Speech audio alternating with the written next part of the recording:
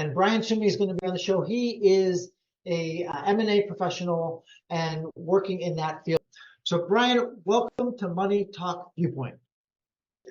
I'm just curious, what helped you or what inspired you to start your career in M&A? That's a great question, and it really comes down to you timing, right? I have a illustrious 34 years in the industry, as you had rattled off, and you acquire a huge taste and a body of work experience from those 34 years, and you get a great deal of subject matter expertise, and of course you build a network which everybody listening, and that's the holy grail: access to people's time and attention and alignment, if you will.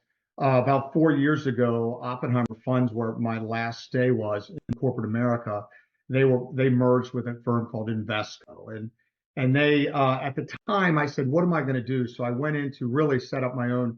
I left that and set up. And prior to that, I was always raising capital, public and private, mostly public with Oppenheimer Funds, but designed some coaching material there, working with gentlemen like you and teams, and to how to become a better wealth advisor, more holistic, and address issues that back in the day when you and I started, they weren't addressing, just from the broker dealer. Just go after people with custodial assets, and that's what you should do, right?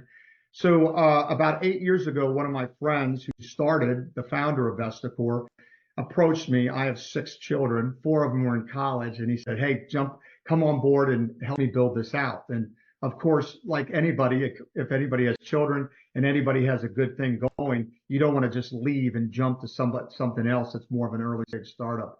So, 8 years ago, then 4 years ago, when I did that, I said, well, he approached me again. I said, well, let me walk this out. Let me become a placement. I started a placement agency, raising capital for entities or private funds and individuals and corporations, be it private credit, private equity, private real estate, etc.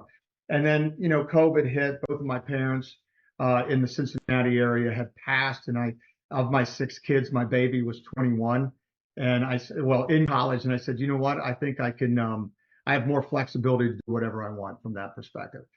So I approached Gary Rakin, the founder of Vesticore. We're a boutique M&A advisory firm, investment bank, and he says, come in, run this, and help me develop business. And the thesis was really simple. M&A firms, we're all capable of doing the same thing, right?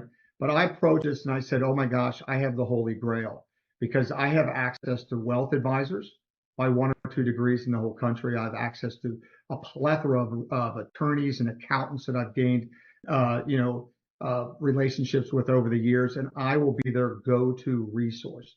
So that's how I jumped in about 2.5 years ago. I came on board.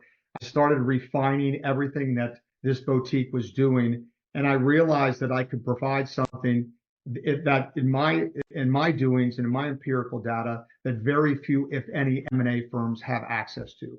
From a business perspective, is I have that 1 or 2 degree separation from every wealth advisor in the United States, right? I know what advisors do. I know what inspires and motivates them. I know how accounting firms and law firms work. And so I said, well, we'll build our thesis to be more advisor-centric, financial professional-centric, where we'll do something where most, if not all, M&A firms will not do. And that is build bandwidth around talking with accountants, attorneys, especially wealth advisors, and their business owner relationship. Well, that's fantastic. That really fits within our business model. We're, as you were alluding to back in the day, we're just trying to manage just a particular amount of assets. And our business model has grown to where we want to partner with CPAs and other experts so that we are managing all cycles of our clients' journey, right? I mean, they don't just want you to manage their money. They want you to help them manage their life. And they have you there to be the resource. And so as we're working with the CPA, and as you pointed out in past conversations that we've had, if you have a business owner who's over 50, they're being approached by dozens of people to have them unwind their business. And ultimately, that's probably their plan. So we're talking with our CPA partners about working with the business owners who are gray-haired over 50 like me that are potentially going to be selling in the next 3, 5, 10 years. There's going to be a percent. And we want to be able to help them pre, during, post, and have the resources to be able, and this is what all of our best clients want anyway, right? They expect this out of us.